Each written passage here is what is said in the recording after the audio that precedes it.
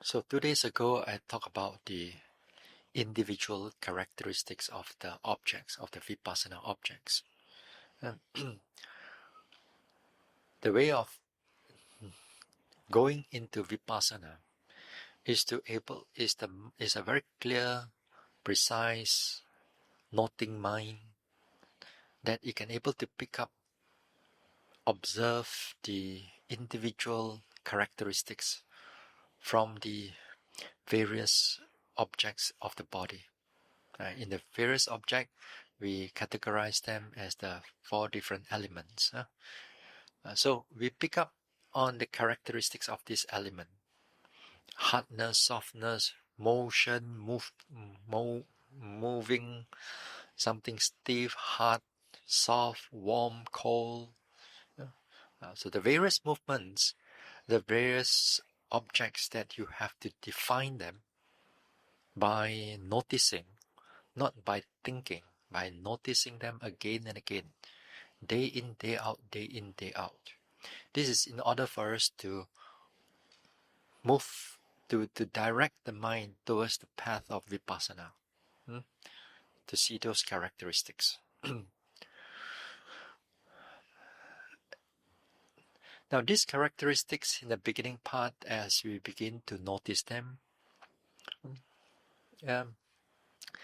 perhaps they will not be so clear. Sometimes for some yogis, it takes a long time before they can able to notice these things. Just like some people rising and falling, it takes them some years. One of the biggest reason, if even this rising falling is difficult to see, is because the mind itself, the noting mind itself, is not strong, is not powerful, it's not clear. Very, very superficial type of noting or observation, and there's nothing more than that. And it takes years to notice this thing. So, in practice, theoretically, it sounds easy for us to go and define, to notice these individual characteristics, but it's not. In practical sense, you really have to make the effort and to bring in the effort, the mindfulness. This is the walking meditation and the daily activities is going to be absolutely helpful. Even sometimes for those people who take up samatha meditation, they take up samatha meditation, not necessarily is so easy for them to just switch over to vipassana meditation, and then therefore they can pick up those characteristics. It's not that easy. If they are not trained for it, if their mind do not know how to observe this characteristic, then when they switch over to vipassana, then again, neither here nor there. Yes, the mind is calm, the mind is peaceful, and quite alert, and yet cannot define what is going on. So, it takes a lot of skills. It takes a lot of effort, time also, in a sense that you can able to pick up.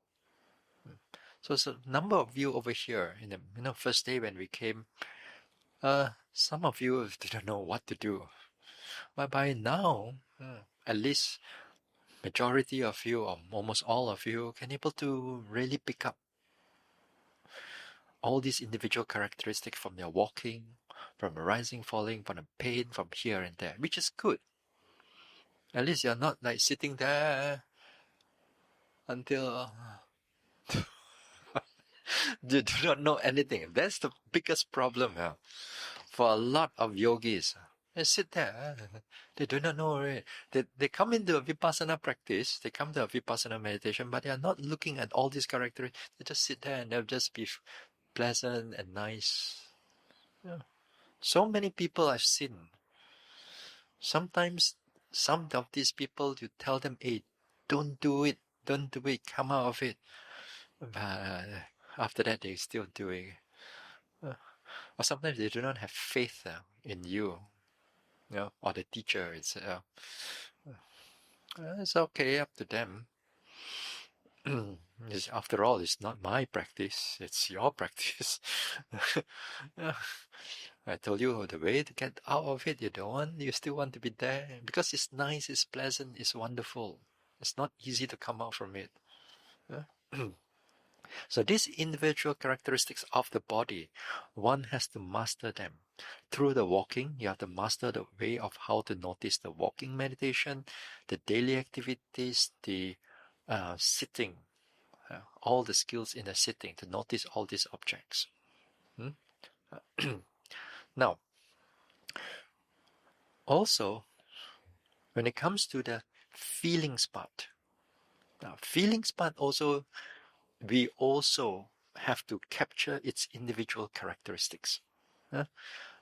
Like the Buddha says that in the feelings, generally we can divide them into 3 types of feelings, or we can divide them into 5 types of feelings.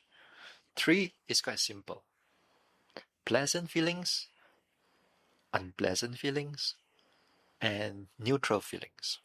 Okay, that day I mentioned about these 3. Yeah, but in terms of practice,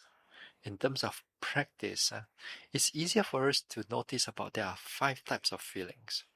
The 3 is go into 5. Then you have bodily unpleasant feelings, mental unpleasant feelings, bodily pleasant feelings, bodily unpleasant feelings. Then you have neutral feelings. Neutral, there's no bodily neutral feelings. It's only mental neutral feelings only.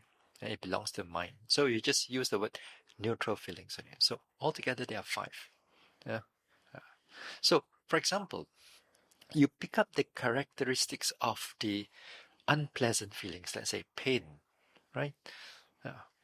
So you're sitting there after half an hour or so, maybe the pain starts coming up through the body.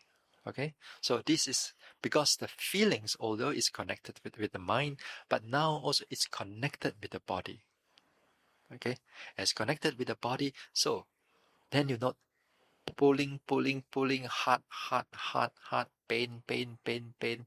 Sometimes you notice this pain is different from that pain. The numb pain is different from the pulling pain.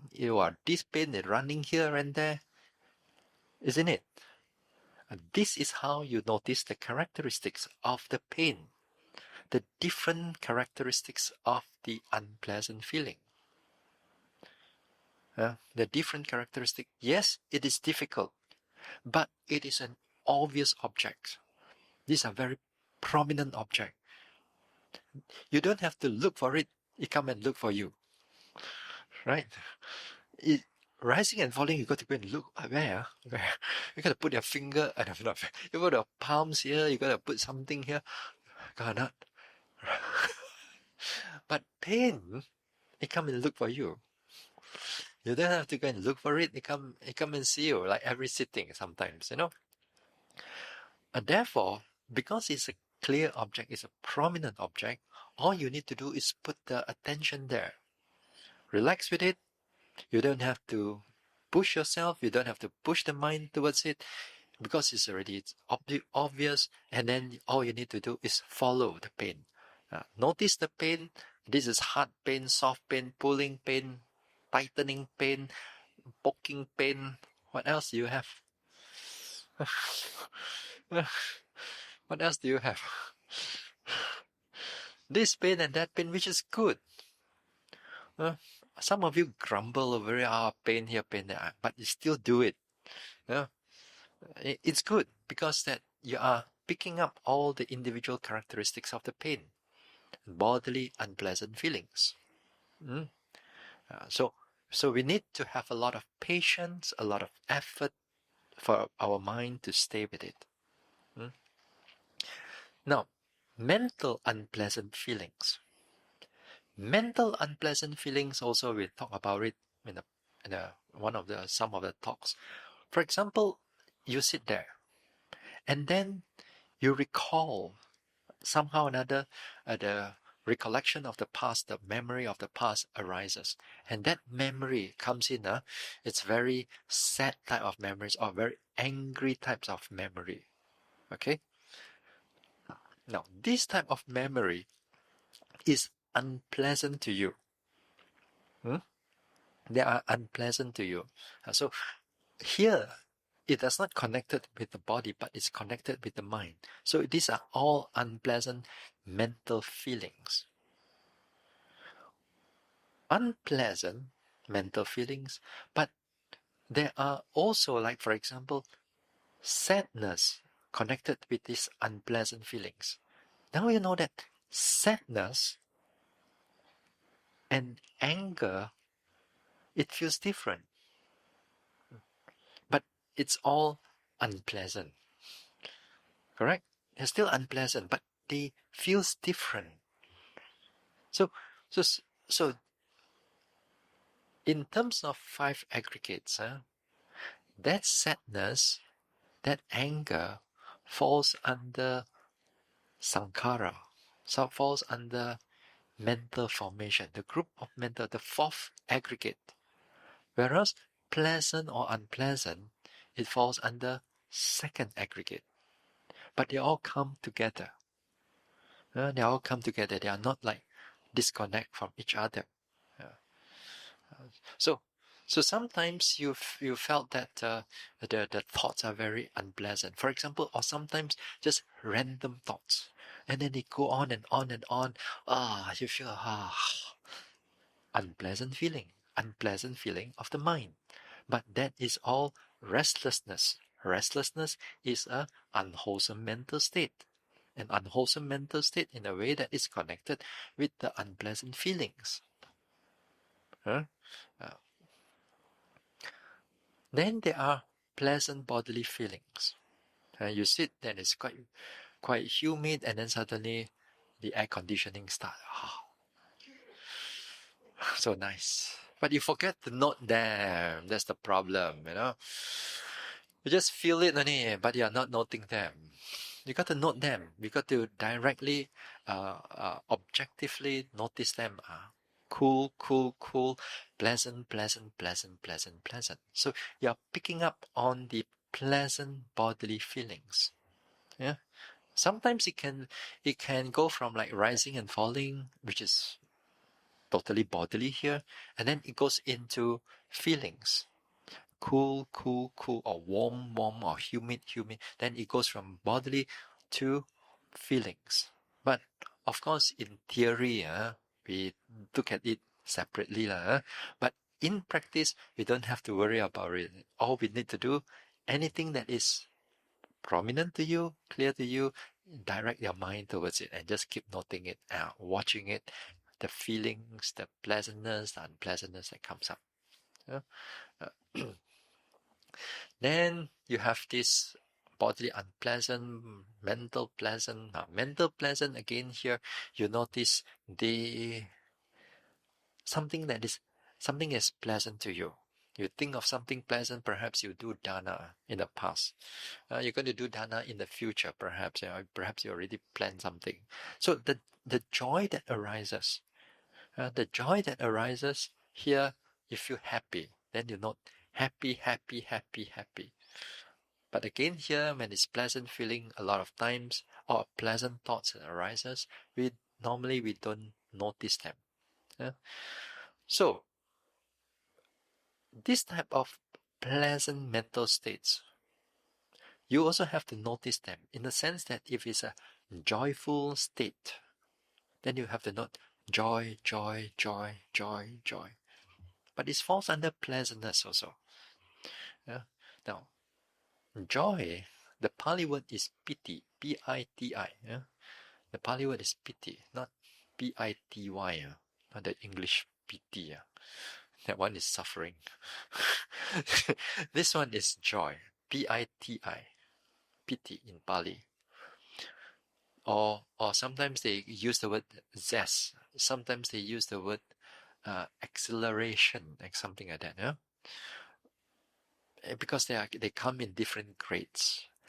But the thing is that this type of joy, again here, This falls under sankhara, fourth aggregate, whereas pleasant feelings falls under the second aggregate. But again, as I said, they all come together. Normally, this pleasant feelings is more towards the background. What is prominent is usually the joy. What is more prominent usually the joy. So don't worry about at that time you notice about the pleasant states of mind. You notice joy, thinking, planning. Uh, so here we already go into noticing the individual characteristics of the different mental states, which is connected with the feelings. So when you notice the joy, then you feel how the joy is like. Then you watch its characteristic. You feel the sadness. Then you feel its characteristic.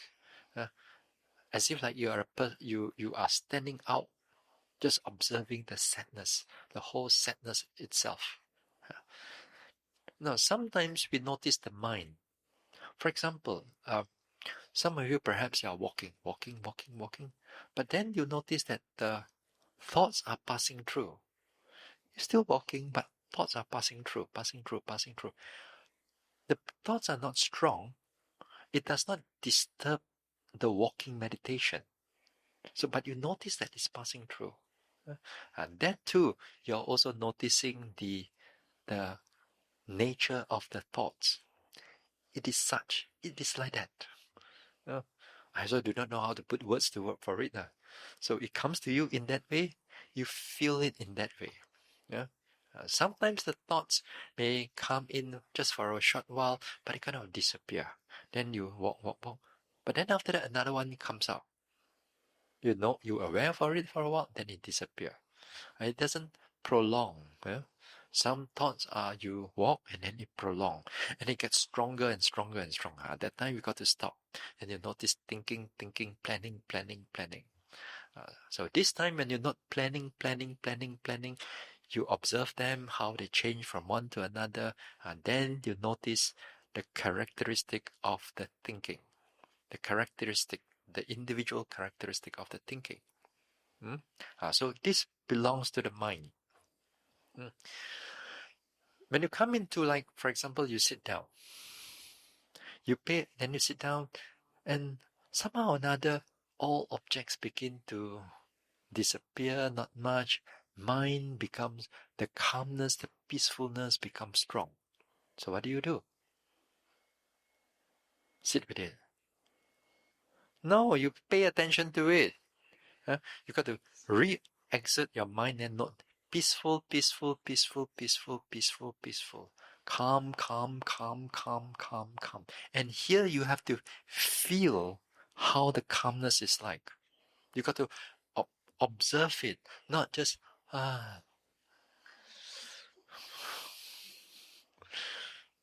You see, there's a difference. It's a big difference. One, if you just relax onto it, just nice. Otherwise, there's craving with it, a desire that comes with it, and you like it. But if so happen that state of mind comes in, because all of us, one time or another, this state of calmness will come in. So what you should do is that you should step out and then make a clear effort and notice calmness. See whether the calmness getting more, getting less, or it starts to disappear. Or if it's not disappear, if it's still there, nothing much, usually it's better to go back to the body. Learn to feel something that is moving to reactivate the mind again. So you got to pay attention how the calmness is like. That is the characteristic of the peace. That time also you find that the thinking is not dispersed. Kind of like there only. Actually, that one is a good state of mind. It's not, as long as you don't attach to it. All you need to do is to let that state stay. You just leave it there. Leave it there. But bring your attention to other parts of the body. Then you'll find that other parts of the body becomes quite clear, quite noticing you. It's good to notice because at the background it is peaceful. Yeah? So it's helpful. Yeah? As long as I said, you don't attach to them. Yeah. What else is the state of mind? You notice the sloth and torpor. You notice the drowsiness. That also is a mental state. The mind is like contracted, it's congealed, it's like very heavy. That is also characteristics of the sloth and torpor. So as I said, it comes in many ways. There are different characteristics of sloth and torpor comes in. Then you pay attention to those things. Yeah? So it's good to notice those things. Yeah? So your job is to keep noticing these type of objects, feelings object, bodily objects, mental objects. Yeah? Sometimes they are all sometimes like they are connected too. Sometimes you notice, for example, you notice feeling pain, pain, pain, pain, pain, and then after that, anger, anger, anger, anger, pain, pain, anger, anger. Then the pain disappear. Anger also disappear. So they become interrelated. They are interrelated in that sense.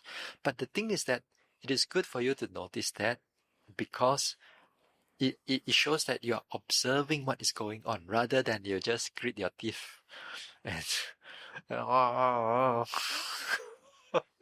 that is not the way. At least you're observing what is going on. So those are what we call the individual characteristics that we have been doing all this time, or every now and then. So all these things falls under what we call the individual characteristic or the sabhava lakkhana. Sabhava, individual, lakkhana means characteristic. Now, the progress of vipassana, as I said, it depends on noticing these individual characteristics. But also, your gateway to nibbana also begins with that too. So there's nothing insignificant about all these things. Because generally, when we talk about the progress of this vipassana, or this insight, it progressed by what we call the first insight knowledge. The first insight knowledge of vipassana, it's called the knowledge of mind and bodily process, or sometimes they call it the analytical knowledge of mind and bodily, mind and nama rupa parichedanyana, mind and body. What it means over here is that the yogi basically, generally, it can able to differentiate what is the quality or what is the individual characteristic of the mind and what is the individual characteristics of the body. And this is how you enter into the further progress. And this is all the beginning of the all other insights, because it needs that yogi to differentiate what is the quality, noticing the quality of that mind and what is the quality of the body process. And here, let me remind you all again. This is not by thinking, This is actually by observation, noticing. This is always by noting and noting and noting. Not by... Some people thought that going into vipassana is to sit there, then think about what is nama, what is the mind, and what is kaya, what is the body, and think and think and think, and reflecting, or study. And then they thought that by study or by thinking about it, they have that knowledge. No, it's not. It's all about you noticing all your pain and noticing your pulling and your hardness, softness, rising, falling, sitting, touching, all the sensation that you have done again and again.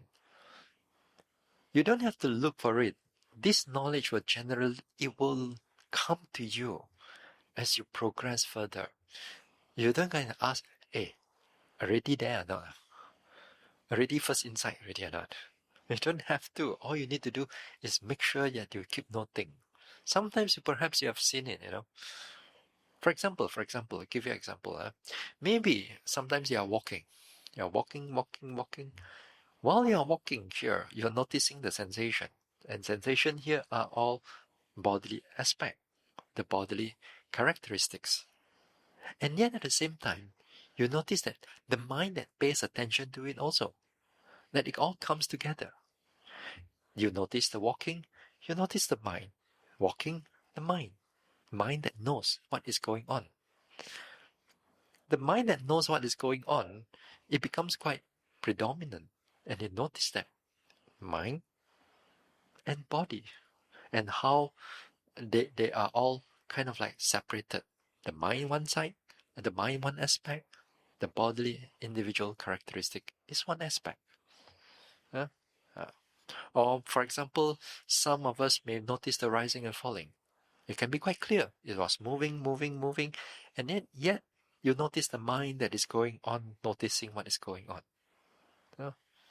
Or sometimes you may notice the rising and falling, or the lifting, pushing, dropping, and at the same time you notice the thought or thinking kind of like going through, it passing through. Just now, like I mentioned earlier on, it kind of passing through. You notice that it's the state of mind there, and you know that this is the body that is moving here. Yeah? You can notice both together, as if like they're coming together. Yeah? So it's good in that way. Yeah? Some of us we think that oh, too much thinking. How can you stop the thinking? No, it's part of the whole process that is trying to show you something. That's why a lot of times in this Vipassana meditation, you cannot judge your practice because you will not know how to judge it. Sometimes even the thoughts that arises is part of the progress. But we think that we must have zero thought. We suppress everything. Then you get very stressed up. Yeah. So you observe, you see things as they are, not as what you want. So you notice those things. Yeah? You notice while you are sometimes, for example, even like you're in daily activities, you're washing your hands. While you're washing your hands, you pay attention. You notice that.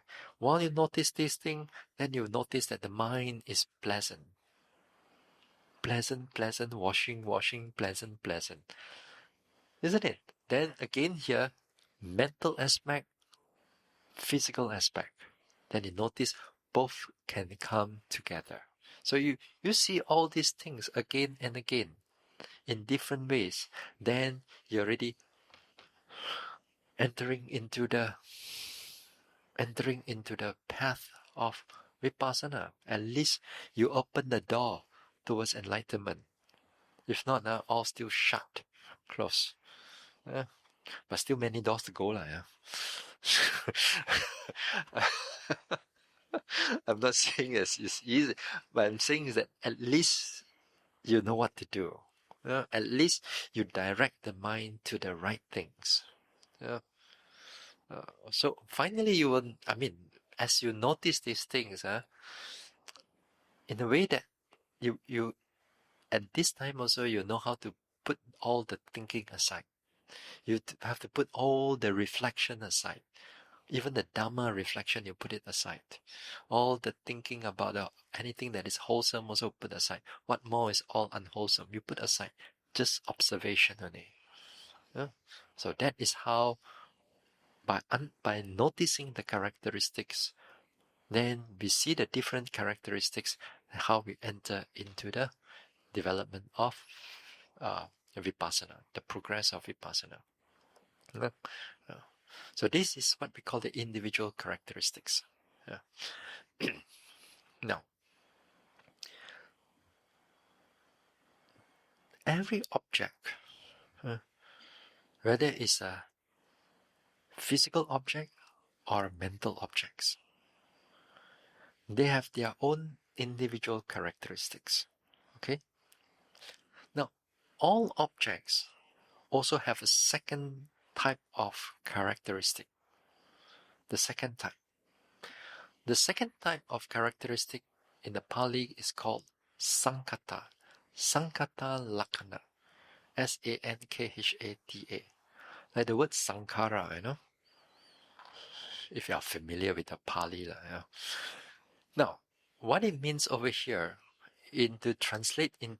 just translate into English, literally it called formation, formative characteristics. But what is formation? Here, the formation here is the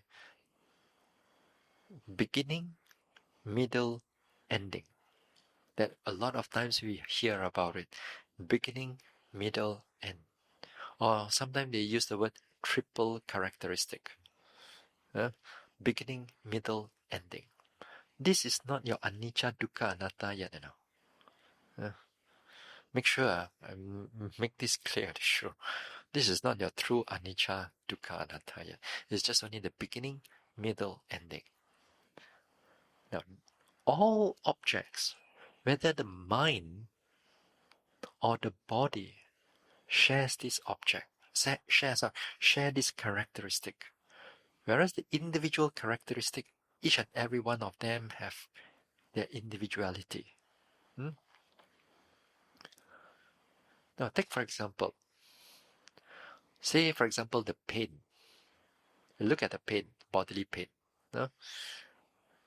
The characteristics of beginning, middle, and end. Now, say for example, you notice the pain. And you notice the pain arising. You notice that this is a pulling pain, individual characteristic. Then you notice this pain is getting stronger.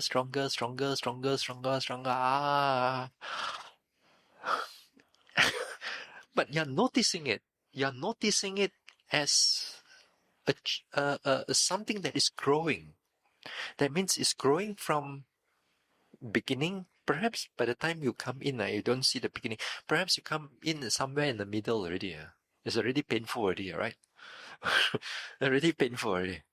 Then sometimes that pain, it kind of like disappear. It's still pulling, but it kind of disappear and then it goes off. But sometimes it doesn't disappear completely. Sometimes this pain is already gone immediately. Another pain arises. Another individual type of pain arises and then it grows again.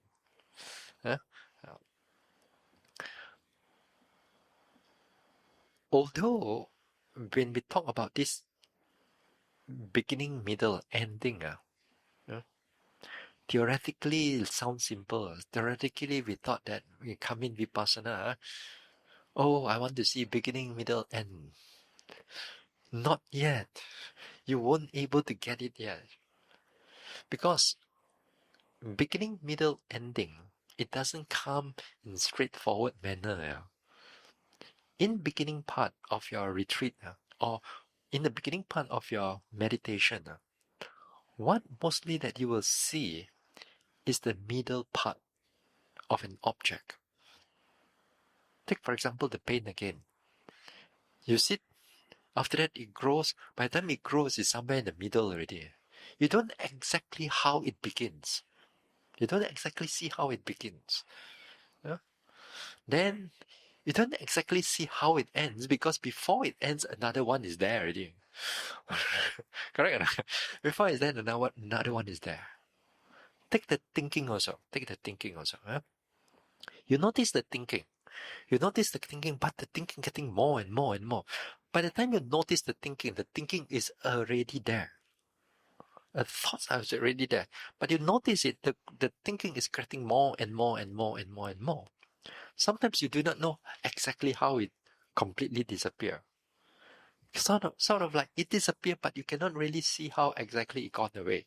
You kind of like you see a lot of thinking there. So a lot of times in the beginning part, you see the middle a lot. Yeah. Yeah. If you go and try, just because you read, oh, must see the beginning, middle, and end. So you go and meditate, and then you go and look, where's my beginning? Where's the beginning of the rising? Where's the beginning? You'll try to look. You won't come.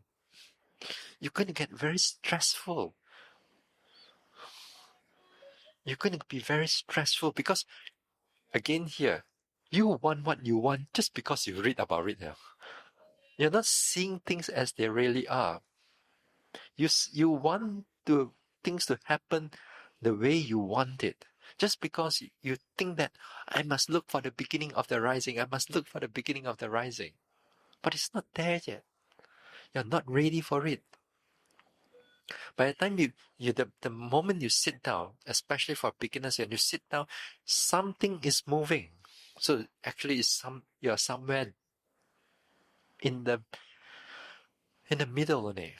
So you don't have to look for how it begins or how it ends. You look for whatever is showing to you, rather than what you think it should be. Uh, Now, after some time, you progress. Then the beginning become clear to you. Middle and end not so clear. Uh, it begins to show you that the vipassana has changed in the way it develops. You begin to see the beginning process very clearly. And how the beginning process, how things are connected, and it shows you. Yeah? Take for example, you are walking. You are doing the walking. And then here, you begin to notice the intention, right? You notice the intention, the very clear intention. Now, some of us, perhaps, if we have been doing it you have been doing it, some of us perhaps may notice that you notice the intention only when you're noticing the intention. After that, immediately after that, exactly you see exactly how the lifting arises. Yeah. In the past before that, you only see the lifting only. You don't exactly see the beginning itself. Now the beginning, it become very clear. Intention rises, only the intention, then only the beginning thing. Now the intention becomes a very prominent object. That is to say, this intention, it comes in as a mind that arises, that you see it pop up. Perhaps it kind of like arises as a thought, as it's pop up, then only that lifting arises. And sometimes for some people, the lifting arises and it moves on its own. Then you can notice it, but you don't notice it that clear. But somehow or another, it stops before you go into pushing. Then you not intention, or then you not intention to push. Then only it start pushing. Then it stop at the end. Notice intention to drop. Then only it drop. How long it will take you like that? It's going to be long. But during that time for the yogis, this one is very natural. You try to do it in the beginning, intention to lift, intention to push. After a few rounds, you get stressed up because you are not ready for it. That time, the intention is not obvious to you. That particular state of consciousness of that intention is not obvious to you. As I said, you only try you do it in the beginning of the walking, intention to walk, then you start walking. Intention to turn back, you do this. But when the actual intention comes in, it comes in like in every movement that you're going to this one. And that movement, the beginning of the whole movement, very clear. The middle ending, not so clear. But your mind is not running away. It still follow, but it cannot able to pick up too many things. The mostly it picks up is right in the beginning only. Uh, then, or even like for example, the rising and falling. The beginning of the rising becomes very clear that without that mind arises, this stomach does not arise. It's going to be there only. Then only the mind arises. Then only you start moving. Then only it stops at the end. Then only the intention, the thought, or the consciousness arises. Then only it comes down. Then only, then again, it notice the intent. Then only goes up. Then come down. We thought that the rising and falling is just go like that. But there's a lot of mind is involved into it because we cannot see the nature of the mind. Why? Our mind is not sharp enough yet. It's not powerful enough yet. Everything is connected. Even with that, then when the mind progresses further, noticing this intention, the beginning part of like a movement of an arm, let's say, you move an arm in this way, just very simple movement of the arm. But every movement, before it starts to move, there's always the mind that arises first. Then only the hands move. But then the hand does not move completely. It moves a little bit, it stops. Then and the mind noticing the intention again, then it moves. Then noticing again, it moves. And noticing it move. Then when you realize these things, you begin to see there is a mind, body. The mind, the body, the mind, the body, the mind, the body, the mind, the body, the mind, the body. Just for you to just move a simple aspect of that arm. Yeah.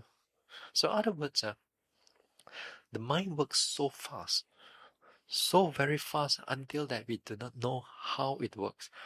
All of us know that we can move the arm. What's the big deal? But when you really pay attention to it, then you see that the mind arises, the body, mind, body, mind, body, mind, body, mind, body. So all these things, you begin to see the beginning process of an object. Not only that, sometimes when you meditate, you notice that even you want to think, it shows you the beginning of the thinking. That is how it's going to come. A lot of you, like, you notice the thinking is just somewhere in the middle. It's already there, then only you catch hold of it. But this time, the yogi can feel that it's going to come up from the back, from the heart. Maybe it's going to pop up there you are. Then you see a whole process going up. That means it's noticing the process of the mind that arises. And yet sometimes by noticing these type of things, and it wants to go up, but it doesn't go up. That the moment that you notice it, the whole mind already settled down. It feels good. Yeah. So you're noticing the beginning process of what is happening. So there are many things. There are many things. You want to stretch out your hands. At that time, things may go much more slower. Naturally. Not, and the time when you go slower, it does not feel stressful. And it feels actually quite relaxed. But the thing is that you see other yogis try to do so slow and you try to follow it. You are the one who's going to get stressful. But they are at that time, because of the mental state, they are clear. So at that time also, they're seeing the one of the triple characteristics, the beginning characteristics are very clear. When they see that too, then they see interaction, conditioning between how the mind and the bodily process take place. Correct? How the mind and body is interacting with each other.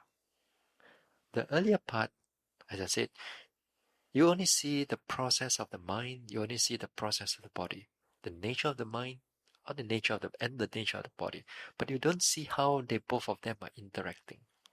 But right now, you see the mind, you see the body, and here you see how they interact with each other, how they conditioning each other.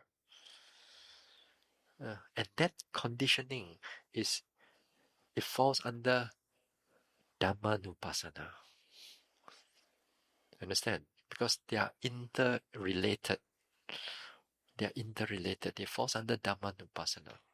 And also at the same time also, while you're noticing this way, one of the aspect of anatta, non-self, become clear to you. Yeah? It's not you control the thing. It's only cause and effect. Cause, effect, cause, effect, cause, effect, cause, effect, cause, effect. You see?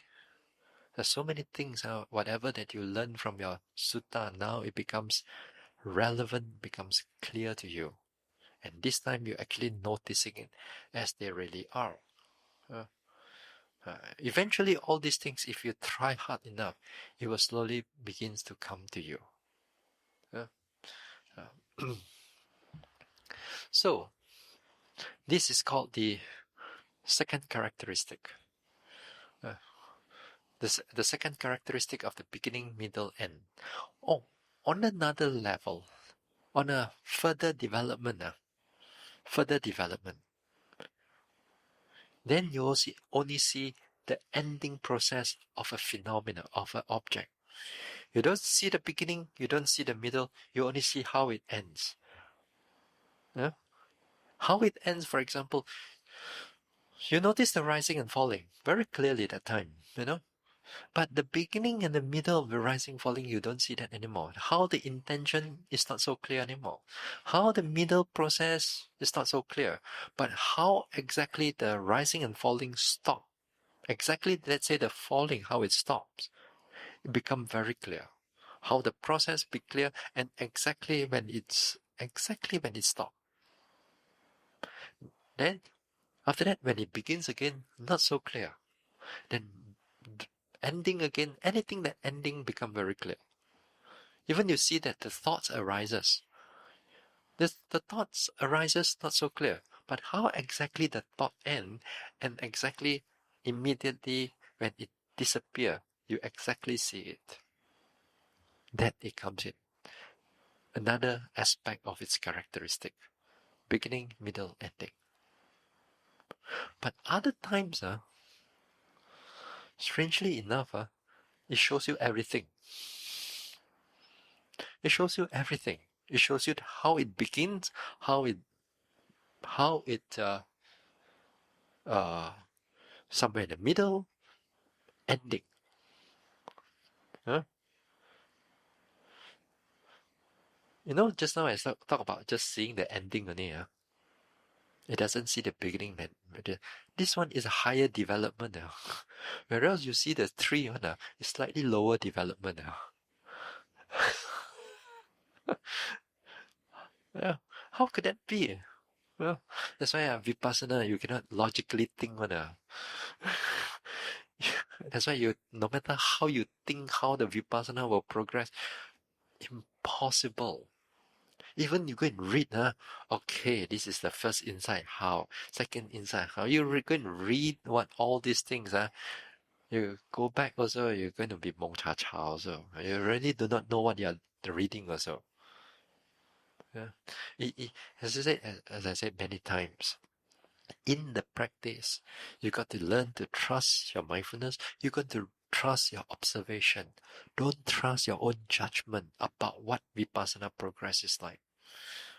Because your judgment is clouded with ignorance. And you think that you are smart, just because we read so much. And we don't realize that the whole purpose of this Vipassana is to get rid of your ignorance. So that to see things as they really are is trying to show you something, and yet we bring all our ignorance, we bring all our logical thinking, and then we plaster into it. and then you think that we are better. Uh, So that's why I said many times, don't put all your Dhamma reflection into it. Don't put your thinking of anicca. Just observe what is going on. That is how the progress is taking place. Uh, uh, so come back again. So when you see the interaction between the mind and the body, how are both are interacting with each other strongly, or sometimes when you notice the pain, and you notice the mind also, how the mind and how the mind how the pain arises, anger arises, and how the pain starts to subside, anger subside together with it, interacting. Yeah, you see it as a conditioning. You see that how both of them are conditioning each other. So here you're observing one aspect of anatta, one of the many aspects of anatta, non-self. Yeah. But you don't have to think about it now. During Dhamma talk, we are explaining it out now. But while you are meditating, am I seeing anatta? Or say anicca? Or dukkha? Don't go and think over it now. You think over it, you will slow down your practice again. Yeah, the practice take a handbrake because it's going to start into thinking. So you got to let go of the thinking. You got to trust your mindfulness, and you have to trust your observation to go further. Yeah? So when it comes into that, and you see the interaction, it's called the second insight knowledge. At least you're progressing, begin to see it in the second insight knowledge, the knowledge of conditioning, they call it. You see the conditioning, and the conditioning can be many aspects. It can be like body to body aspect, like sometimes you notice something cooling. You notice something cooling, and then you notice another body is beginning to tighten. It cools, tighten, it cools, tighten. Then when it gets warm up, the tighten also becomes less and less. Body and body interacting, conditioning. But to us, out there also we can understand all these things. So why need to come to meditation? Yeah. The difference is that out there you think it as an I. This I is the one that is tightening. This one is this. Whereas in Vipassana, we remove the I. Then we see it as they really are. Then that time we see it as non-self. We see it as non-self. Whereas out there, although you can think about it, you can realize it, then we see it as a self. There's a two different thing. Scientists also can do that. You add one chemical into it, add another chemical, and then you change color or red color. You look at it, non-self like that. No, they're not seeing as non-self. They're seeing as I. The problem is see it as an I. That's why, if not that, scientists would be all nibbana already. But no, they cannot. Because they see it as from an aspect of an I.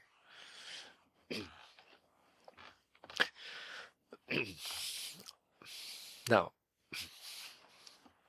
so the second characteristic here, Sankata Lakkhana, as I said, they come in a different manner, different form. Sometimes you see the beginning, sometimes you see the beginning and ending. Sometimes you see the beginning, sometimes only you see the middle, sometimes only you see the ending, sometimes you see all together. And they come in at different times. And you must, as I said, you must learn to trust your mindfulness. You must not expect what is going to come. Because you cannot expect what is going to come. No matter how much you read about it. This is also my mistake. I read all these type of things. In the beginning, we get caught into it. How come we kind of plan about it, but we don't realize that all our thinking is all we're trying to put in a lot of our judgment and what should be into it. Whereas Vipassana will show you differently. Until when things are starts progress much more further, then only you realize that in the past how wrong I was there, how much ignorance was there, you know. So let me summarize again. Objects have its individual characteristics.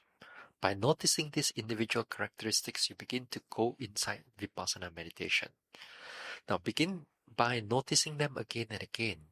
Sooner or later, these individual characteristics, you will also see the second characteristics, which is what we call the triple characteristics of the beginning, middle, or ending. And ending also. Yeah? And while you're noticing this, sometimes the beginning, sometimes are clear, sometimes middle is clear, sometimes ending is clear, sometimes all the three is clear. It goes and you will see them in many ways. So every time you see, for example, like your heart, then it's getting stronger and stronger, or your pain getting stronger and stronger, it's trying to show you the second characteristic of the nature of what is happening. It shows you lessening. It shows you one of its characteristics. It begin to unfold itself. It begin to show you slowly and slowly. But you got to be there. You got to notice what is going on. So the second characteristic,